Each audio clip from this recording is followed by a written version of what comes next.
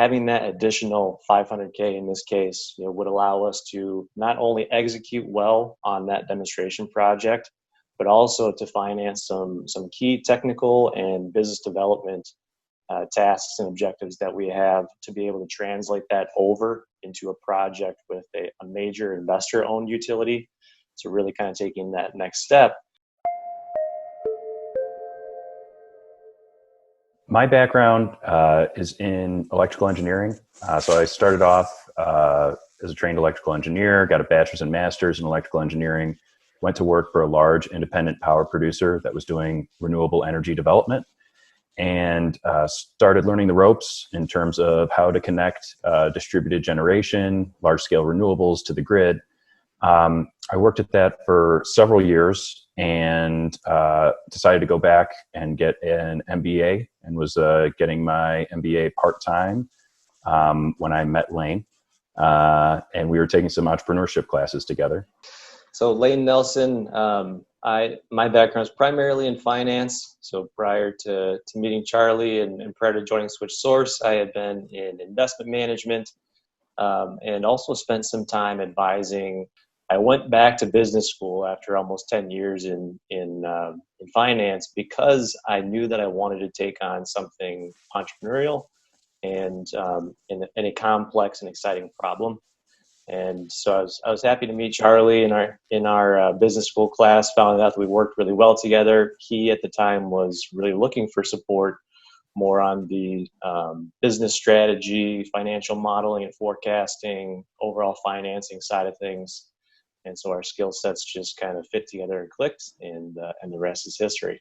How'd you build the rest of the team, and how has that helped you evolve over this process with the Department of Defense and American-Made Network? So we find that we work well with other people as a contractor first, and then if we really like them, we try and get them to join the team. That was not the case with Joe. Joe was just an industry veteran. We found him in kind of a semi-retired state, and we were able to convince him to kind of, I don't know if it would be come off the bench or come out of retirement, and help us out. And he's been a great help. So he's the one who advises us on, how to maintain some of the core processes of the business so that we can scale down the road. Hashem was our first, sort of pure hire, not through the network. We found him as somebody who was graduating, getting his PhD in something that we thought was really well aligned to what we did. And then our most recent hire is Saurabh. And Saurabh is an expert in a lot of the controls that we're using and having to implement with our technology. How did you come up with this solar innovation? So when you put more solar out on the lines, what's happening is it is masking load.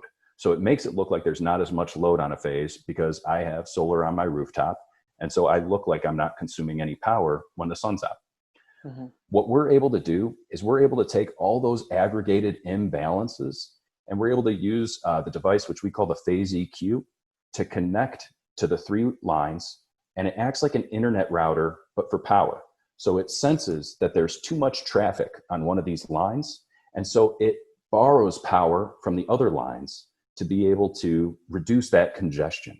Mm-hmm. So that's really what our technology does. We found a way that we could bend the technology that was kind of this core intellectual property to apply to something that is a big impact for utility operations just out of the gate, but then also helps with integrating solar, which is one of the things that these utilities are concerned about, in the immediate term and kind of niche applications, but longer term, system-wide. What would it mean to actually be one of the two finalists to receive the big pot of cash? Having that additional 500K in this case, would allow us to not only execute well on that demonstration project, but also to finance some key technical and business development tasks and objectives that we have to be able to translate that over into a project with a major investor-owned utility. So really kind of taking that next step. How has Switch Source changed or evolved over the course of this challenge? Well, I'll say that the The support that we've received has been, pretty critical for us. If you look back over the last 6 to 9 months, though, we've all been dealing with a lot of other challenges, associated with COVID.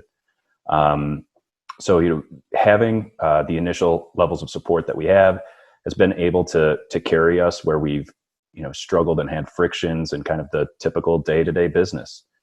So we do have a lot of team members that are remote working on these parts, and then we kind of bring them together, as we're able to travel and meet in central locations. That travel has more or less come to a screeching halt, and so I know this question isn't about COVID, but honestly, that's been the biggest change for us as a business over the last 6 to 9 months, is getting used to that new normal. Can you explain the loop flow for Switch Source and how it may be different or the same from B2B versus B2C, if there is, whatever kind of difference there may be? Yes. So let me start with just kind of a little bit more background on the technology and kind of how we fit into the grid today. Okay. So typically, when you look up at that like telephone pole that's got the power lines across the top of it, you're going to see 3 wires that are traveling along that line. Mm-hmm. And so what utilities do is they like to distribute power in 3 phases. The idea here is if you have 3 phases of power and they're perfectly balanced, then you don't have to run a return conductor for those 3 phases. So this was like an idea from back in the days of, Tesla versus Edison. We're going to do alternating current with 3 phases of power, and you get to run 3 times as much power with only 4 conductors. Another way to think about it would be if you had a 3-lane highway, but all the lanes were completely sectioned off, so you couldn't change lanes.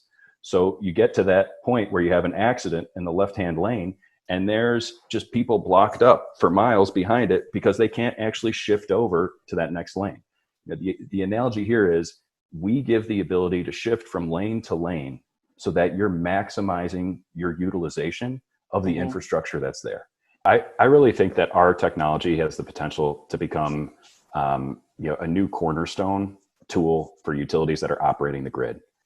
And that's something that we love to talk about, is we think that there's huge, tremendous growth opportunities here, where utilities are going to be incentivized to pour money into new devices, new smart devices that are making the grid more flexible.